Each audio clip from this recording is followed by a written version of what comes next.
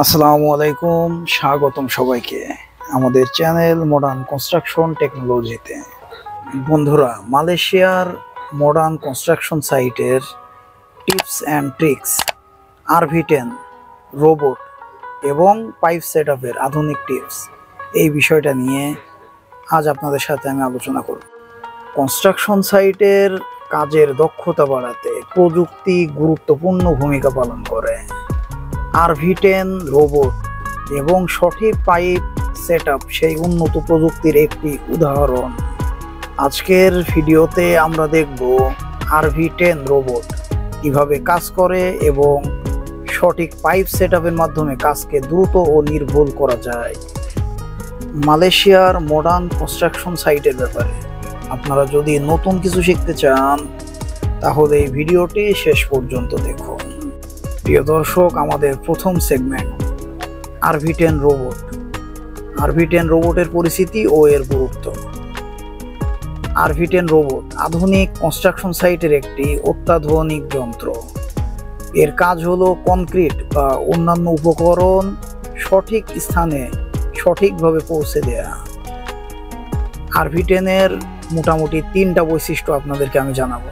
প্রথমত, স্বয়ংক্রিয় নিয়ন্ত্রণ ব্যবস্থা। দ্বিতীয়ত, দ্রুত এবং সুনির্দিষ্ট ডেলিভারি ক্ষমতা।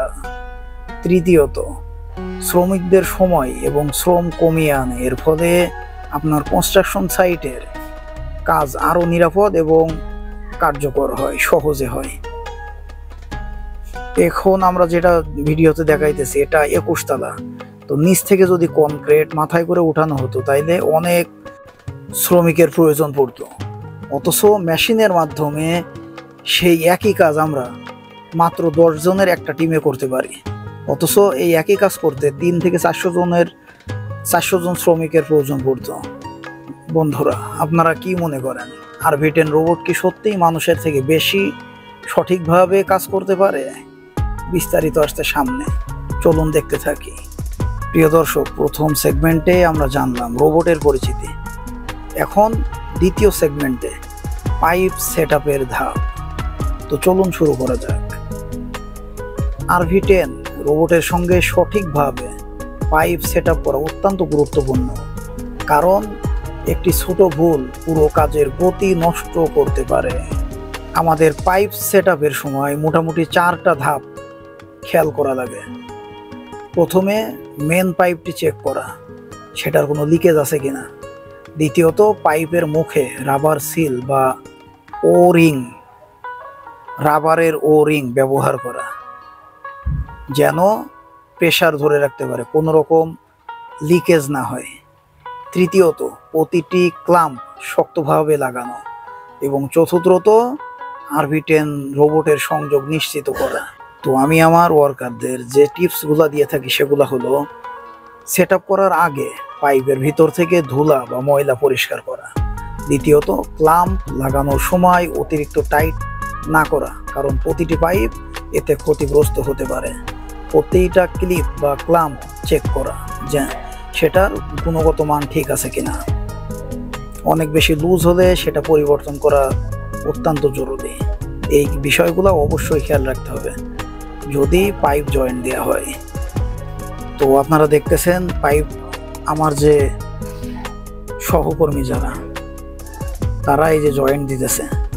এটা মালয়েশিয়ার কুয়ালালামপুরের একটা সাইট, একটা কনস্ট্রাকশন সাইট যেখানে আমরা কাজ করে থাকি। আমাদের বস মাসুদ রানা, তার আন্ডারে। আর আমাদের যে ক্লায়েন্ট, সেটা হলো মালয়েশিয়ার সব থেকে বড় ক্লায়েন্টদের একটা। হয়তোবা নাম বললে আপনারা চিনতে পারেন, সাইম ডার্বি। এই কোম্পানির সেফটি যে সিস্টেম, সেফটি ল হলো মালয়েশিয়ার সব থেকে উপরে। তাদের টার্গেট হলো 0 অ্যাক্সিডেন্ট, এবং এখনো পর্যন্ত আমরা সেটা কন্টিনিউ করেছি। এখনো পর্যন্ত আমাদের এই সাইটে 2 বছরের অধিক সময় এখনো পর্যন্ত কোনো অ্যাক্সিডেন্ট হয় নাই। তো আপনারা আমাদের ড্রেস, যে সেফটি ভেস্ট, সেফটি বুট, সেফটি হেলমেট, বডি হার্নেস, এগুলো দেখে বুঝতে পারতেছেন এগুলো আমাদের অল টাইম কন্টিনিউ রাখা লাগে। সেফটি ফার্স্ট, সেফটির ব্যাপারে কোনো কম্প্রোমাইজ নাই। আগেই বললাম যে আমাদের কোম্পানি যে ক্লায়েন্ট সাইম ডার্বি, তাদের টার্গেট হচ্ছে 0 অ্যাক্সিডেন্ট, এবং এখনো পর্যন্ত আমরা সেটা মেনটেন করে চলেছি। আশা করি প্রজেক্ট শেষ পর্যন্ত এভাবেই করতে পারবো। আপনারা যে পাইপগুলো দেখতেছেন আমার সহকর্মীরা লাগাইতেছি, এই পাইপগুলো প্রতিটার ওজন 30 থেকে 60 কেজি। তো এগুলো লাগানোর জন্য আমাদের যে টেকনিকগুলো অবলম্বন করতে হবে সঠিকভাবে। তো দেখতেছেন আমার যে সহকর্মী, আমার ভাগনা যে পাইপ লাগাইতেছে, সে একাই 2 জনের কাজ করতেছে, ধরে রাখা এবং লাগানো। তো আমি যেভাবে কাজ করি, আমি আমার সহকর্মীদেরও সেই একইভাবে কাজ করা শেখাই, যেন তাদের মর্যাদা যে কোনো সাইডে ধরে রাখতে পারে। আর পাইপের সামনে আমরা যে রোবটটা লাগাবো, সেই রোবটটার ওজন হচ্ছে 3 থেকে 4 টন। তো 3 টন ওজনের রোবট এই পাইপের সামনে লাগানো হবে। তাইলে আপনারা বুঝতে পারতেছেন যে নিচে কি পরিমাণ প্রেশার পড়বে।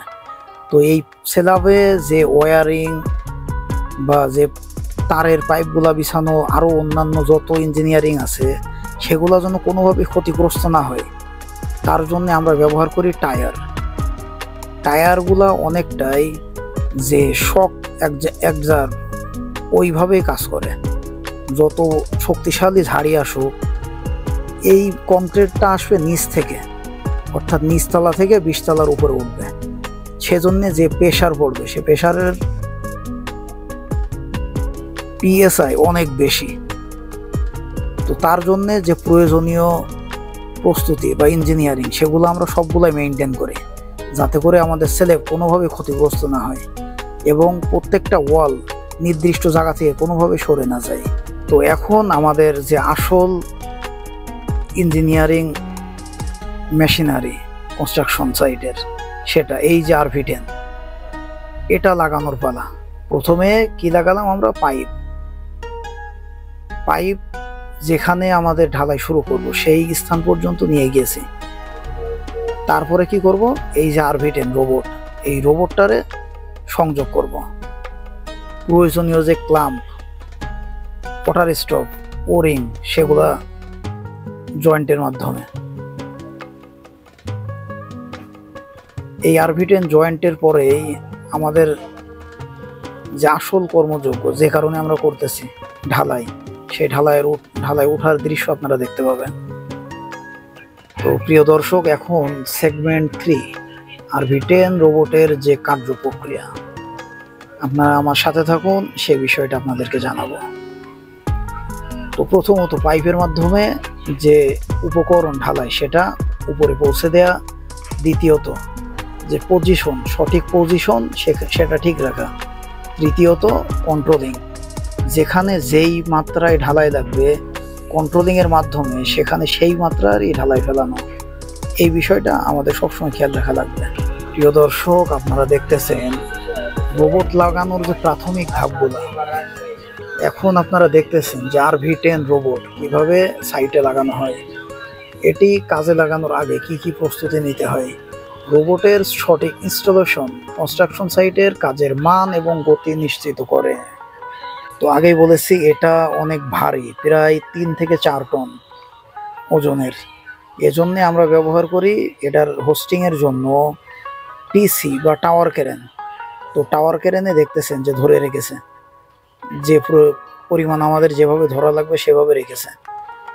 আর আমাদের যে এর যে যেন যদি সরাসরি আমরা এটা স্ল্যাবের উপরে স্থাপন করি, তাহলে স্ল্যাবের যে ওয়্যারিং পাইপ বা অন্যান্য যন্ত্রাংশ, সেগুলো ক্ষতিগ্রস্ত হবে।